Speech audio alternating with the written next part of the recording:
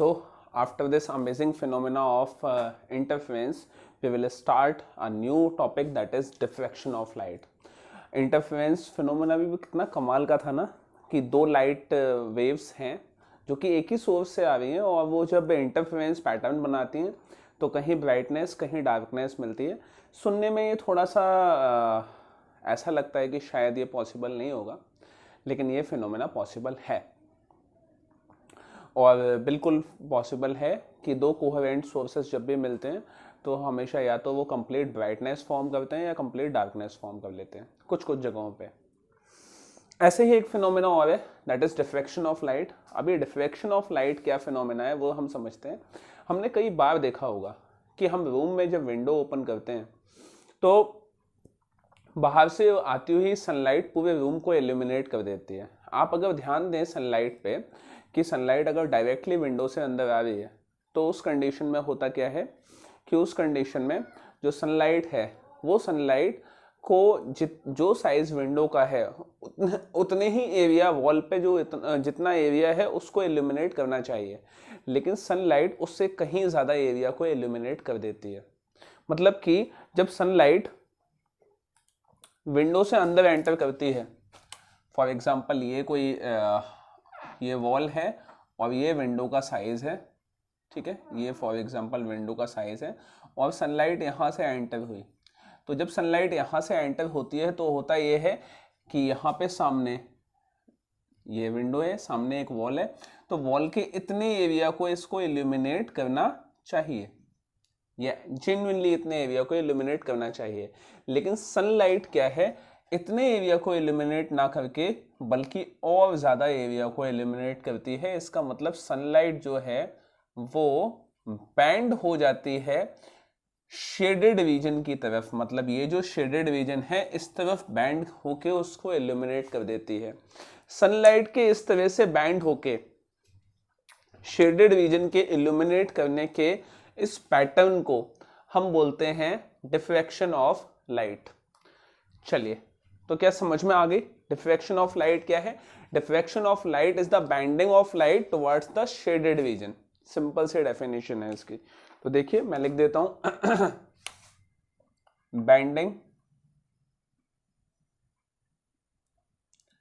Bending of light towards the shaded region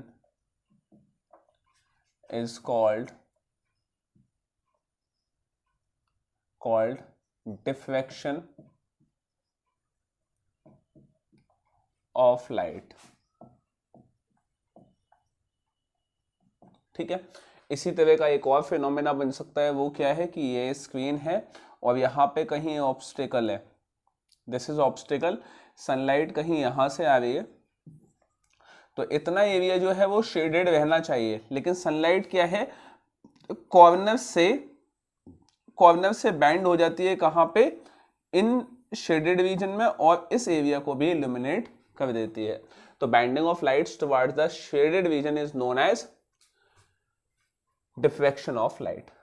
क्या समझ में आ गई बात? अब देखिए, जैसे कि इंटरफेरेंस में आपने कैलकुलेशन करके इंटरफेरेंस ऑफ फ्रिंजेस बनाई थी, डार्क फ्रिंज, ब्राइट फ्रिंज, λ/2 पे, मतलब जब भी दो लाइट वेव्स के बीच में पाथ डिफरेंस λ/2 होगा तो आपको डार्कनेस मिला करती थी, और जब भी जो पाथ डिफरेंस था वो n लैम्डा होगा या लैम्डा होगा तो आपको ब्राइटनेस मिलती थी। मैंने शायद उल्टा बोल दिया कि अगर λ/2 ब्राइटनेस होगी तो डार्कनेस मिलेगी, और लैम्डा अगर पाथ डिफरेंस होगा तो ब्राइटनेस मिलेगी। चलिए, तो यहाँ पे भी वैसे ही ब्राइट और डार्क फ्रिंजेस बनेंगी, उनकी हम अगेन कैलकुलेशन करेंगे। लेकिन मैं आपको पहले ही बता दूं कि डिफ्रैक्शन का जो डेरिवेशन है वो बिल्कुल उलट है, बिल्कुल अपोजिट है फ्रॉम द इंटरफेरेंस से बिल्कुल अपोजिट है। दूसरी गुड न्यूज ये है कि ये डिफ्रैक्शन आपके वेव ऑप्टिक्स का लास्ट टॉपिक है। मीन्स वेव ऑप्टिक्स यहाँ कंप्लीट हो जाता है। लास्ट ईयर तक इसमें और सारे टॉपिक्स इन्वॉल्व थे, जैसे polarisation of light, resolving power of microscope and telescope, काफ़ी बड़े बड़े टॉपिक होते थे वो, और वो इम्पॉर्टेंट भी थे, उनमें से कुछ ना कुछ आ जाता था। लेकिन क्योंकि ये टॉपिक यहीं ख़त्म हो जाएगा और चैप्टर भी यहीं ख़त्म हो जाएगा, तो ये मान के चलिए कि वेव ऑप्टिक्स के बहुत बहुत बहुत इंपॉर्टेंट टॉपिक्स हैं diffraction and interference of light.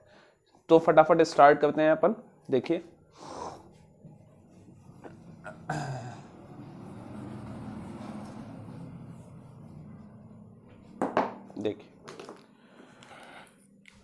यहाँ पे कोई एक हमने होल बना दिए, काफ़ी बड़ा है ये होल, और इसकी जो विड्थ है दैट इज़ ए। इसकी विड्थ क्या है? ए। लाइट वे यहाँ से ऐसे आती है और यहाँ से आने के बाद स्क्रीन पे अलग अलग जगह, कुछ जगह हमें डार्कनेस देखने को मिलेगी, कुछ जगह ब्राइटनेस देखने को मिलेगी। इस ऑब्स्टेकल से स्क्रीन तक का जो डिस्टेंस है दैट इज कैपिटल डी, ठीक है। और सेंटर से, यहां से सेंटर से हम जिस भी जगह ये कैलकुलेट कर रहे हैं कि हमें ब्राइट फ्रिंज मिलेगी या डार्क फ्रिंज मिलेगी, उस जगह for example we are going to calculate at the location which is having distance this. इस लोकेशन पे हम कैलकुलेट करने जा रहे हैं कि हमें डार्क फ्रिंज मिलेगी या ब्राइट फ्रिंज मिलेगी। ये जो लोकेशन है उसकी हाइट सेंटर से है y, ठीक है। तो हमें ये कैलकुलेट करना है कि यहाँ पे डार्क फ्रिंज मिलेगी या ब्राइट फ्रिंज मिलेगी। तो उसके लिए सबसे पहली चीज ये है कि ये जो दो लाइट रेज जो हैं ये आपस में कितना पाथ डिफरेंस इनके बीच में है। तो पाथ डिफरेंस निकालने के लिए एक आपको तरीका बताया था इंटरफेरेंस में कि यहाँ से जो एंगल आपने ले लिया ये थीटा है, तो ये वाला एंगल भी क्या हो गया? थीटा। तो आपने क्या किया? पाथ डिफरेंस निकालने के लिए यहाँ से एक आपने परपेंडिकुलर ड्रॉ कर दिया, ये n, इसको मैं S1 दे दूं, इसको S2 दे दूं, ठीक है। क्या बात समझ में आ गई? तो ये थीटा, तो ये वाला 90 माइनस थीटा, और ये अगेन क्या हो जाता था? थीटा। तो मैं वापस से स्टार्ट करता हूं from triangle S1 S2 n, और इस ट्राइंगल में आपको पाथ डिफरेंस की वैल्यू, मतलब इसकी वैल्यू चाहिए, तो ये वैल्यू क्या हो गई? Delta x. तो डेल्टा एक्स मतलब पाथ डिफरेंस, तो उसकी वैल्यू चाहिए। तो साइन थीटा आपने लगा दिया, sine theta is equal to perpendicular upon hypotenuse. Perpendicular हो गया डेल्टा एक्स और हाइपोटेन्यूस है क्या? A. So delta x is equal to A sine theta. चलिए इंटरफेरेंस में आपने फिर साइन थीटा को टेन थीटा माना था, इंटरफेरेंस की बात कर रहा हूँ, वहां पे आपने साइन थीटा को टेन थीटा माना था, देन टेन की वैल्यू पुट की थी y बाई डी और आगे वैल्यूज निकालनी थी। लेकिन डिफ्रैक्शन में हम उसकी लीनियर लोकेशन ना निकाल के या लीनियर विड्थ ना निकाल के हम एंगुलर विड्थ ही निकालते हैं, और एंगुलर विड्थ साइन थीटा से निकल आएगी, ठीक है। चलिए तो इसको हम यहीं छोड़ देते हैं। नाउ अब बात करते हैं कि हमें डार्कनेस कब मिलेगी और ब्राइटनेस कब मिलेगी, उसकी बात करते हैं। तो सबसे पहले हम डार्कनेस की बात करेंगे। फॉर डार्कनेस, कि डार्कनेस हमें कब मिलेगी? डार्कनेस का मतलब क्या हो गया? Destructive superposition. डिस्ट्रक्टिव सुपरपोजिशन पे आपको डार्कनेस यानी कि मिनिमम लाइट यानी कि मिनिमम मिलेगा। अब कब दो लाइट वेव्स के बीच में डिस्ट्रक्टिव सुपरपोजिशन मिलता है? तो जरा जाके आप डिस्ट्रक्टिव सुपरपोजिशन का पाथ डिफरेंस देखिएगा। डिस्ट्रक्टिव सुपरपोजिशन मतलब इस चैप्टर का लेक्चर नंबर 3, ठीक है। तो उसमें आप पाथ डिफरेंस देखेंगे तो पाथ डिफरेंस आपको क्या मिलता है? That is lambda by 2, 3 lambda by 2, इस तरह से पाथ डिफरेंस मिलता है। और उसका जो सम आता है that some is 2n minus 1 into lambda by 2, ये डार्कनेस वाला फंडा होता है, ठीक है, इस तरह से। लेकिन डिफ्रैक्शन में मैंने बोला कि इंटरफेरेंस का बिल्कुल उल्टा होगा। तो यहां पे जो डार्कनेस आपको मिलेगी वो पाथ डिफरेंस उसके लिए क्या होगा? That will B for n lambda. अब जितने भी बच्चे जो वीडियो देख रहे हैं उनकी आंखें ऐसी होंगी हैं एन लैम्डा कैसे? एन लैम्डा पे तो हमें ब्राइटनेस मिला करती थी। सर आप सही तो पढ़ा रहे हैं, मतलब गलत तो नहीं पढ़ा रहे ना? हाँ सही पढ़ा रहे हो। डिफ्रैक्शन में डार्कनेस आपको इसी पाथ डिफरेंस पे मिलती है, और वो क्यों मिलती है वो मैं अभी बताऊंगा, ठीक है? तो देखिए, अब ये आपके पास वैल्यू 2 हो गई, ये वैल्यू 1 हो गई, दोनों को आपने इक्वेट किया तो आपके पास क्या आ गया, A sine theta is equal to N lambda, और यहाँ आपने साइन थीटा को एज इट इज रहने दिया, तो देखिए sine theta is equal to N lambda upon A, और अगर एंगल्स स्मॉल होते हैं, ये थीटा बहुत स्मॉल एंगल है, तो उस कंडीशन में आप साइन थीटा की जगह क्या ले लेंगे, since angles are small then sine theta will be equal to theta, तो आपने ये लिखा क्या, theta is equal to N lambda upon A, मतलब ये this is the angular position of width of fringe. कौन सी है, डार्क फ्रिंज है ये, ठीक है? चलिए, क्या आपको बात समझ में आ गई? तो आप अब आपके दिमाग में होगा, ठीक है बात तो ठीक है सर, लेकिन प्लीज ये बताइए कि ये एन लैम्डा कैसे ले लिया आपने? अभी तक हम यहीं अटके हुए हैं कि ये डार्कनेस पे एन लैम्डा कैसे ले लिया। चलो यहां से उठ के इस डायग्राम पे आते हैं, ठीक है? इस डायग्राम को मैं बड़ा करके जूम करके बनाता हूं थोड़ा सा। देखिए ये इस तरह से, यहां से ऐसे, ये होल हो गया, होल को मैंने ए दिखा दिया, गैप को मैंने ए दिखा दिया, ठीक है? और आपको जो ब्राइटनेस या डार्कनेस निकालनी है वो कहीं यहां निकालनी है।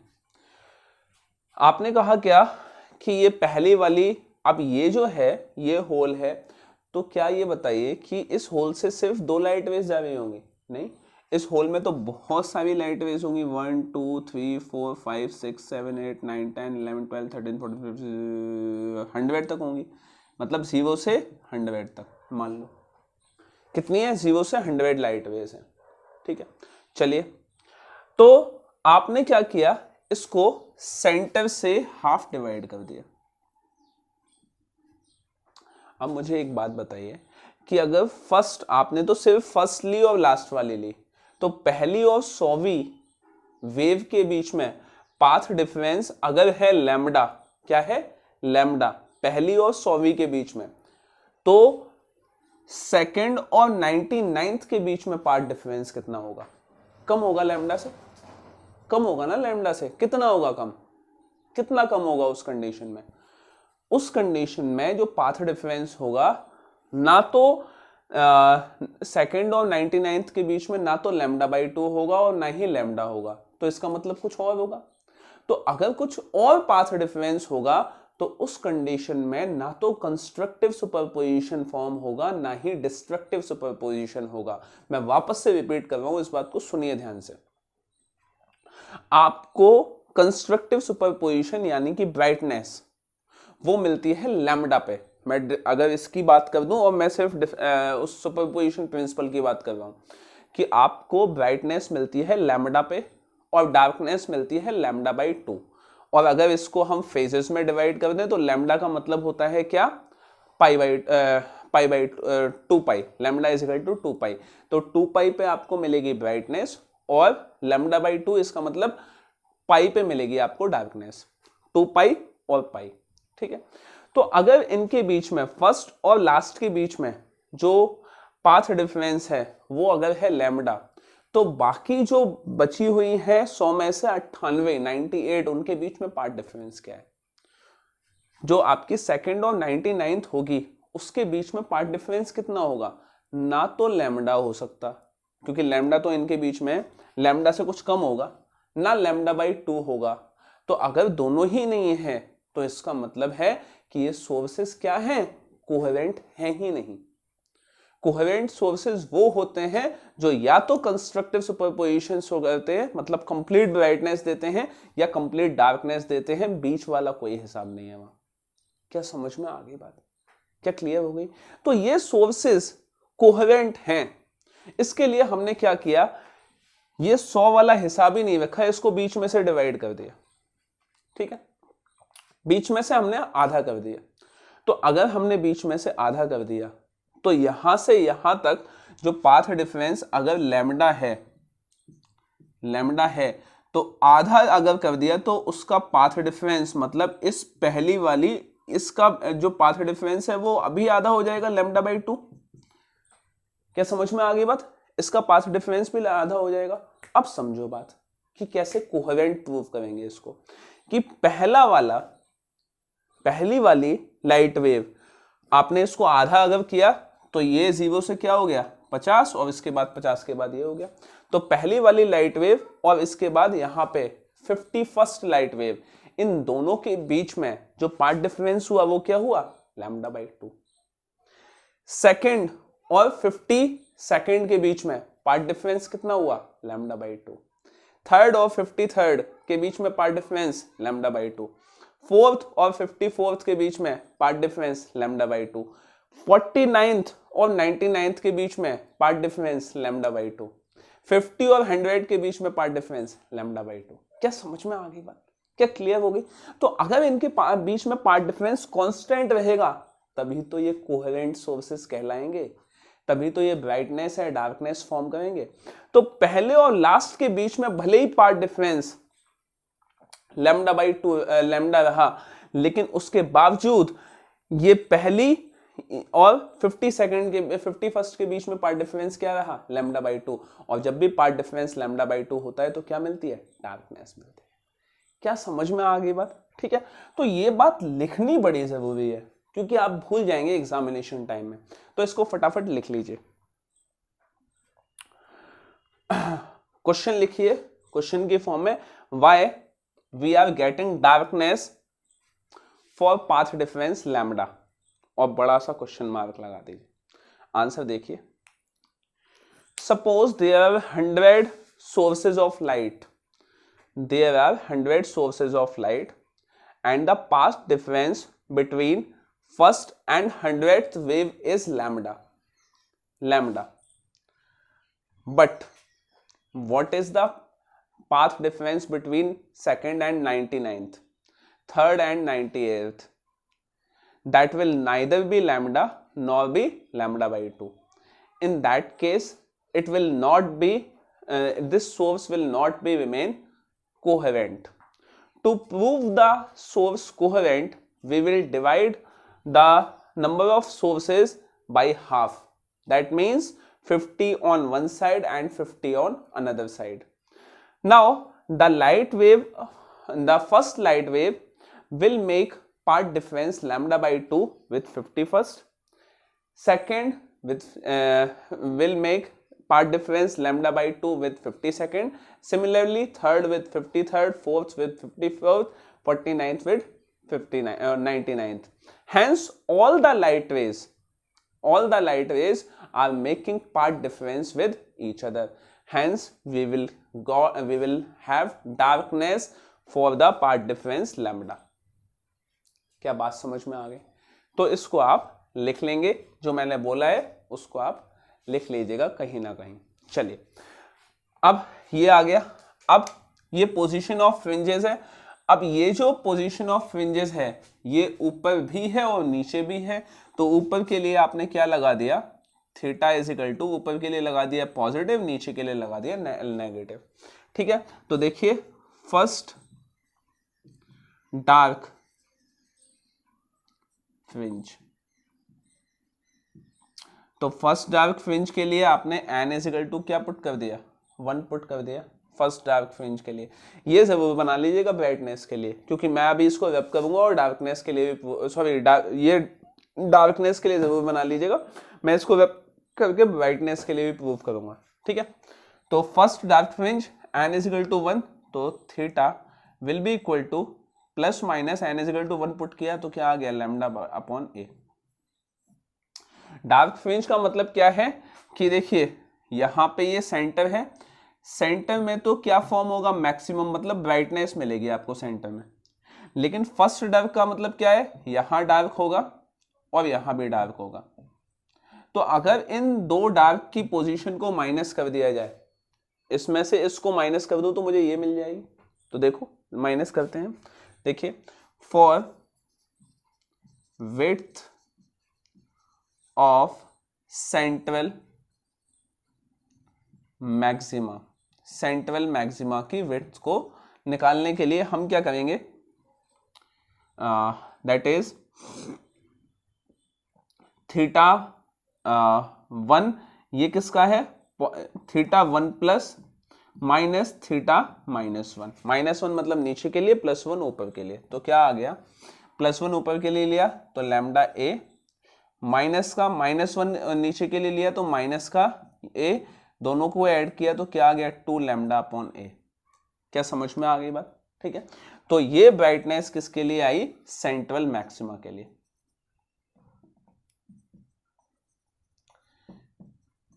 सेंट्रल मैक्सिमा की ब्राइट है की विड्थ है ये। चलिए अब देखिए आगे, इसको स्क्रीनशॉट ले लिया होगा जिसको मैंने अभी वेब किया है। अब बात करते हैं फॉर ब्राइटनेस, फॉर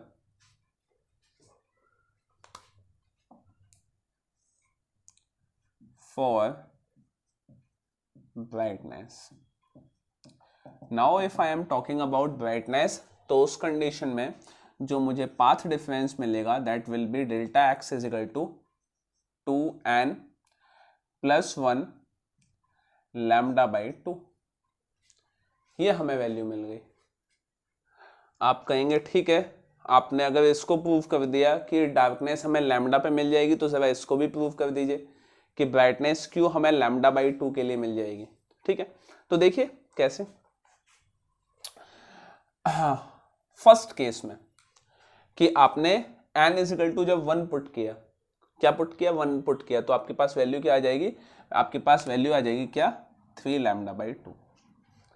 अब कहने का मतलब कैसे है, कैसे आपको डार्कनेस, जबकि इस वाली उसके लिए आपको डार्कनेस मिलती थी इंटरफेरेंस में, यहाँ ब्राइटनेस मिलेगी। कैसे मिलेगी, देखिए कि आपने क्या किया, इसको मैं वापस से जूम कर रहा हूँ, सोर्सेज बना दिए इतने सारे जितने भी हैं सेंटर से। अब क्या किया, आपको यहाँ कहीं पे भी ब्राइटनेस चाहिए, तो ब्राइटनेस अगर चाहिए तो ब्राइटनेस आपको कैसे मिलती है, ब्राइटनेस आपको कैसे मिलती है कि यहां से यहां 100 सोर्सेज हैं। ठीक है, अब देखिए 100 सोर्सेज को आपने 3 पार्ट्स में डिवाइड कर दिया, 3 पार्ट्स में डिवाइड किया 100 सोर्सेज को, तो ये लैम्डा बाई 2, ये लैम्डा बाई 2 और ये लैम्डा बाई 2, तभी तो 3 लैम्डा बाई 2 हो जाएगा। ठीक है, तो इसका मतलब है कि 3 पार्ट्स में अगर डिवाइड किया तो ये 0 हो गया, ये 33 हो गया, ये 66 हो गया, उसके बाद ये 100 हो गया यहां तक। इसका मतलब क्या हुआ कि 3 पार्ट्स में जब डिवाइड किया, मतलब आप ये कैलकुलेशन कर रहे हैं ब्राइटनेस के लिए, तो बड़ी मजेदार चीज है, जरा देखना कि ये वाली जो 33 वेव्स हैं वो इन 33 के साथ कितना पार्ट डिफरेंस बना रही है, लैम्डा बाई 2। लैम्डा बाई 2 अगर पार्ट डिफरेंस बना रही हैं ये, तो इसका मतलब है कि ये मिलके क्या वो फॉर्म कर रही है, डार्कनेस। लेकिन बची हुई ये जो ब्राइट लाइट वेव्स हैं, ये किसी और के साथ पार्ट डिफरेंस बना ही नहीं रही, किसी और के साथ, ये तो दोनों कैंसिल कर दिया, तो यहां तो कुछ बचा ही नहीं इसके लिए। तो ये जो है, ये जो बची हुई 33 लाइट्स हैं, इनकी वजह से यहां पे क्या हो जाएगी, ब्राइटनेस। बात को समझना, इन 66 के बीच में पार्ट डिफरेंस रहा लैम्डा बाई 2, तो लैम्डा बाई 2 अगर रहा तो इन्होंने फॉर्म कर दी क्या, ब्राइटनेस। लेकिन ये जो बची है, ये 33 जो है, ये किसी के साथ भी पार्ट डिफरेंस लैम्डा बाई 2 नहीं बना रही, जिनके साथ बना रही थी वो कैंसिल आउट हो चुकी। तो ये क्या फॉर्म करेंगे यहाँ पे, ब्राइटनेस। मतलब कि जो ब्राइटनेस आपको मिलने वाली है आगे, आगे जो ब्राइटनेस मिलने वाली है वो सिर्फ इन लैम्डा बाई 2 की वजह से ही मिलेगी, इन 33 लाइट वेव्स की ही वजह से मिलेगी। तो जैसा कि हमने इंटरफेरेंस में देखा था कि आपको कांस्टेंट ब्राइटनेस मिलती थी, जितनी सेंटर में थी उतनी ही अगल बगल हुआ करती थी, लेकिन यहाँ ऐसा नहीं है। यहाँ जैसे जैसे आगे बढ़ते जाएंगे ब्राइटनेस कम हो जाएगी। क्या समझ में आ गई बात? ठीक है, एक सवाल आपके दिमाग में ये हो सकता है कि सर आपने अपनी मर्जी से जब डार्कनेस प्रूव किया तो आपने 50-50 के उसमें डिवाइड कर दिया, जब ब्राइटनेस प्रूव करना आया तो आपने उनको 33-33 के उसमें डिवाइड कर दिया। ऐसा आपने क्यों किया? तो देखिए इसके पीछे क्या रीज़न है कि क्यों हमने उसको 1-3-1-3 पार्ट में डिवाइड किया, कि अगेन ब्राइटनेस तो फॉर्म हो ही चुकी है। अब एक लॉजिक लगाइए कि डार्कनेस कैसे डार्कनेस तो फॉर्म हो ही चुकी है। अब एक लॉजिक लगाएं कि ब्राइटनेस कैसे फॉर्म हो रही है। किसी किसी जगह ब्राइटनेस भी तो मिल रही है। तो देखिए ब्राइटनेस अगर मिल रही है तो उसका कोई लॉजिक तो होगा। तो वो लॉजिक क्या है? वो लॉजिक क्या है कि हमने कहा कि डार्कनेस आपको मिली अगर इस पे, तो ब्राइटनेस इस पे मिलनी चाहिए। ठीक है, इस पे मिलनी चाहिए। ये फॉर्मूला लगाया, 1 पुट किया, 3 λ/2 आ गया। ठीक है, अब λ/2 अगर पार्ट डिफरेंस है तो डार्कनेस मिलनी चाहिए। तो आपने λ/2 λ/2 λ/2 के 3 हिस्से कर दिए। 3 हिस्से करने के पीछे रीजन ये है कि हमें सोर्स क्या लेना है? कोहेरेंट लेना है। कोहेरेंट तभी प्रूव हो पाएगा जब या तो वो ब्राइटनेस फॉर्म करे या वो डार्कनेस फॉर्म करे। ठीक है, तो यहां से इसको आप किन 3 पार्ट्स में डिवाइड कर सकते हो? लैम्डा लैम्डा लैम्डा λ/2 λ/2 λ/2 λ/2 अगर लेंगे तो इसका मतलब है सोर्सेस कोहेरेंट है, कंप्लीट डार्कनेस फॉर्म करेंगे। तो इनने तो डार्कनेस फॉर्म कर दी, बची हुई 33 ने क्या फॉर्म कर दी? ब्राइटनेस। मतलब ब्राइटनेस वहां क्या होगी? कम होगी। क्या समझ में आ गई बात? तो चलिए फटाफट यहाँ पे ये तो वैल्यू आ गई आपके पास। अब अच्छा इसमें लिखेंगे क्या? क्वेश्चन अगेन, क्वेश्चन से स्टार्ट करेंगे। Why there is brightness for 2n+1 λ/2। बड़ा सा क्वेश्चन मार्क लगाएंगे। अब लिखेंगे उस पर सॉल्यूशन, क्या आंसर होगा। If 100 light rays are there, if 100 light rays are there, then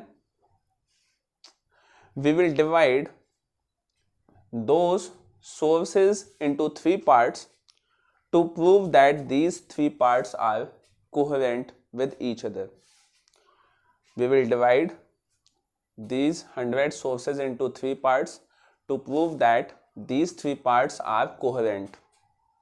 Then part 1, which is consisted 33 rays, will form part difference λ/2 with another 33 rays and will form darkness. That means we will be having darkness due to these 66 sources, but 33 light rays are still present there. They will not making part difference λ/2 with any of the wave. Hence these 33 light rays will form brightness at that point. Now we can conclude that the brightness at that point will be lower than that of central maxima, since only 33 light rays are forming brightness at that point. क्या समझ में आ गई बात? ठीक है, तो अब इसको आपके पास ये वैल्यू तो आई गई है। अब देखिए फर्स्ट अच्छा ये डार्कनेस यहां फॉर्म की, तो इसको क्या बोलेंगे हम? First minima. इसको हम बोलेंगे first maxima. This is first maxima. First maxima. अब इस के लिए आप वैल्यू पुट कर दीजिए। इसको 3 दे दिया तो equate 1 and 3 and put n is equal to 1। तो देखिए पुट कीजिए फटाफट। तो 2n + 1 λ/2 is equal to a sine theta. और थीटा बहुत स्मॉल है तो इसको थीटा लिख दिया। So theta is equal to, अब देखिए मैं पुट कर रहा हूँ n इज इक्वल टू 1, तो 2 + 1 3 λ/2 into a will be theta. ये प्लस माइनस की वैल्यू में होगा। ठीक है, ये ब्राइटनेस आपको मिल गया। अब अगर आपको वैल्यू निकालनी है, कि इसकी वैल्यू आ गई 1 की। Now first minima, then second minima, second maxima, second maxima आपको निकालना हो, मतलब देखिए ये ब्राइटनेस मिलेगी आपको central, then dark, then bright, then dark. तो इसमें से इसको अगर माइनस कर दूं तो ब्राइट की वैल्यू आ जाएगी मेरे पास। तो देखिए सेकंड मैक्सिमा क्या हो गया? थीटा 2 इज इक्वल टू, अगर मैं यहाँ 2 पुट कर दूं तो 5 λ/2a, ये प्लस माइनस आ जाएगा। अगर आपको डार्कनेस की विड्थ चाहिए तो विड्थ ऑफ डार्कनेस कैसे आ जाएगी, ऑफ डार्कनेस तो θ2 माइनस θ1, ये तो आपके पास क्या आ गया 5 lambda by 2a minus 3 lambda upon 2a, तो क्या आ गया 2 लैम्डा अपॉन 2a, इससे ये कैंसिल, तो क्या आ गया लैम्डा बाई 2a। अब ये देखिए निकाला किस वजह था, आपको सेंट्रल मैक्सिमा की जो वैल्यू मिली वो क्या मिली 2 लैम्डा बाई a, और यहां कितनी मिली लैम्डा बाई a, किसकी है डार्कनेस की है, जितनी डार्कनेस की होती है उतनी ही ब्राइटनेस की भी होती है सेंट्रल मैक्सिमा को छोड़ के, ठीक है। तो इसका मतलब है सबकी विड्थ कम है किससे, सेंट्रल मैक्सिमा से। तो क्या समझ में आ गई बात, तो हमें इस तरह से यहां bright then dark then bright then dark इस तरह से मिलता जाएगा और एक पैटर्न फॉर्म हो जाएगा। जरा इसका ग्राफ ऑफ बना लेते हैं। देखिए ग्राफ बनाने के लिए मैं इसको मिटा देता हूं, आप इसका स्क्रीनशॉट ले लीजिए अगर नहीं ले पाए हो तो। देखिए ग्राफ, ये जो वैल्यू है ये y की है, लोकेशन बताएगी, और उस हिसाब से हमारी जो वैल्यू, अच्छा आपसे अगर लीनियर विड्थ पूछ ली जाए तो घबराइएगा नहीं, बस थीटा की जगह y अपॉन डी पुट कर दीजिएगा, क्या theta is equal to perpendicular upon base, तो लीनियर विड्थ आपको हर जगह y की वैल्यू मिल जाएगी, ठीक है, परेशान नहीं होइएगा। अब देखिए ये क्या है, ये इंटेंसिटी ऑफ लाइट है। अब इंटेंसिटी सेंटर पे मैक्सिमम है, मतलब सेंटर पे आपको मैक्सिमम ब्राइटनेस कुछ इस तरह से मिली, ठीक है।